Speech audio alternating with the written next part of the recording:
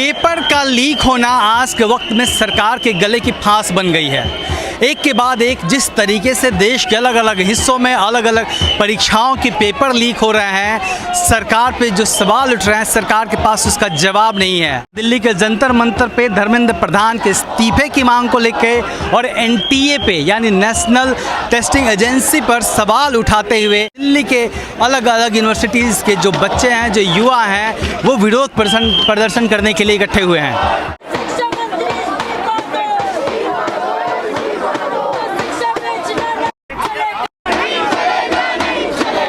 देखिए, हर यूनिवर्सिटी के लोग आए हैं, हर कॉलेज के लोग आए हैं और हम लोग बार बार इस बात को लेकर जा रहे हो। देश भर में प्रतिरोध हो रहा है, प्रोटेस्ट हो रहा है कि जो भी छात्रों के साथ पेपर लीक और स्कैम की घटनाएं आई हैं और एजुकेशन सिस्टम को पूरी तरह से ख़त्म कर देने की, गर्त में डाल देने की और छात्रों के पीठ पर छुरा घोंपने का काम ये बार बार एनडीए सरकार कर रही है।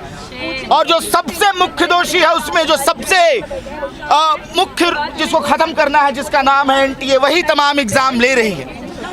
और इसी की बार बार हम मांग कर रहे हैं। पिछले 4 जून के बाद जब से पेपर लीक की घटना नीट में सामने आई है, उसके ठीक बाद नेट में भी सामने आती है। उसके ठीक बाद हम देखते हैं कि CSIR नेट को भी पोस्टपोन कर दिया जाता है, फिर उसके बाद नीट पीजी को भी पोस्टपोन कर दिया जाता है। ये सिर्फ एक कारण है और इतने छात्र इससे परेशान हुए और इन छात्रों पर लगातार एक हमला के बतौर है ये कि छात्र मेहनत करे, तैयारी करे, हर समय उसके माँ बाप की ज़मीन बिक जाए, FD टूट जाए, लेकिन इस सरकार को रत्ती भर फर्क नहीं पड़ता है कि छात्रों किस माहौल में तैयारी करते हैं, किस तरह से तैयारी करके वो एग्ज़ाम देते हैं, कहाँ दूर दराज से आते हैं, एग्ज़ाम देते हैं और ठीक एक दिन पहले पेपर को पोस्टपोन कर दिया जाता है।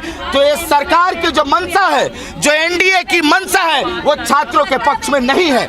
जो एनडीए है वही एनडीए है, यही एनडीए है और एनडीए दोनों ही कह लीजिए कि इनकॉम्पिटेंट है, बिल्कुल नकारा और नाकाम हो चुका है। न देश के लोगों पर ध्यान देने पर, न छात्रों के लोगों पर ध्यान दे रहा है। तो इसीलिए हम इस आंदोलन को आगे लेकर जा रहे हैं।